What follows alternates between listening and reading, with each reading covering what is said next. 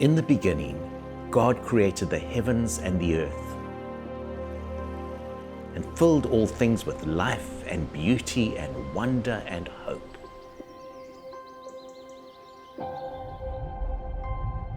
The Bible is the story of God, but it is also the story of us. It is a story about how God works in the world as the Spirit works in and through humanity.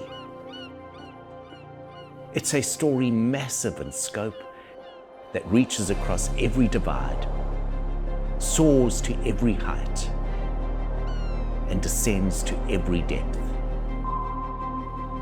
It's a story that weaves its way through tragedy and despair without ever letting go of hope. It's a story that brings us face to face with the person of Jesus, God in human form. This is not any ordinary story. This is the story that changes everything.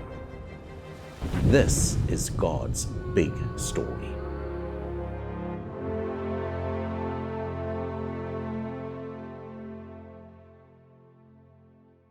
Everyone has a story. What's yours? I imagine it includes where you come from and where you hope to go. A story with some triumphs, but also its disappointments, of ordinary days and less ordinary ones. Our personal stories take place against the backdrop of a much bigger one, the story of God. God's story is one of creation and bringing order from chaos. It's a story of a dramatic fall and the struggle between light and shadows. It tells of redemption found at the cross of Jesus, where despair is suddenly transformed by resurrection hope as God raises Jesus from the dead. It tells of the ultimate restoration of all things as we proclaim the coming of God's kingdom, even while we protest against all that pulls against this. It is an already and not yet story. We already know the friendship of Jesus, but we long for his kingdom to arrive on earth. This bigger story helps us to understand our own story and the story of the students at our schools. Our own stories are smaller versions of God's big story. Our struggle to bring order from chaos, to find light in shadows, and to claim resurrection hope in spite of all that could cause us to despair. With the Bible as our lens, we see and understand differently. We also teach differently. Is it an English lesson? What emotions does this poem speak of? And how do we understand them in the light of God's big story? Themes of loss and love and confusion and ambivalence and searching for home. Or what about maths and science? As we spot the order in chaos and observe the creative fingerprints of God in the way that all things ultimately hold together. People tell the story of Jesus in different ways. Most CSA schools have been impacted by the Protestant Reformation and the rise of evangelicalism. A historian by the name of David Bebbington gives us an insight into the 4 key pillars that guide the way that we think about our faith. That the Bible is the only sure source of information about God. That Christ's death on the cross is the means of our salvation. That people need to come into a personal relationship with God. And that a transformed life expresses itself in service to God. As your school lives out God's big story, maybe you could ask yourself how it points students to the Bible, or helps them understand what happened at the cross, or opens up the possibility of a living relationship with God, or models what a life transformed by Jesus looks like.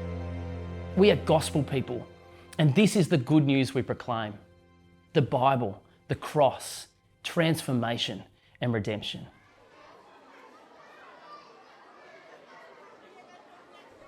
God's Big Story is a resource for Christian schools that brings the biblical narrative and the classroom together. This is a project of integration. It's about removing any dualisms between our personal Christian life and the work we do within school.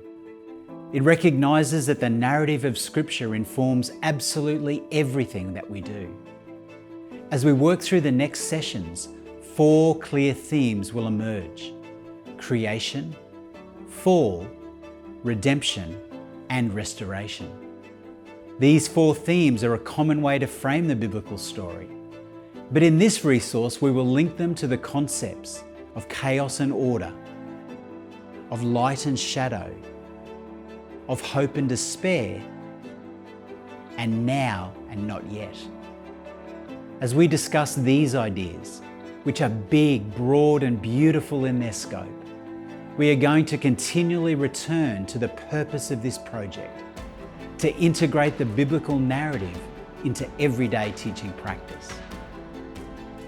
We do this by focusing each session on 4 fundamental questions. A focus on self. What do I bring, see, believe, and value about this? A focus on the student. What do these ones in my care bring to this moment? A focus on pedagogy. How does the biblical narrative shape my approach to teaching and learning? And a focus on my school. How does this influence the way I act and work in my school community?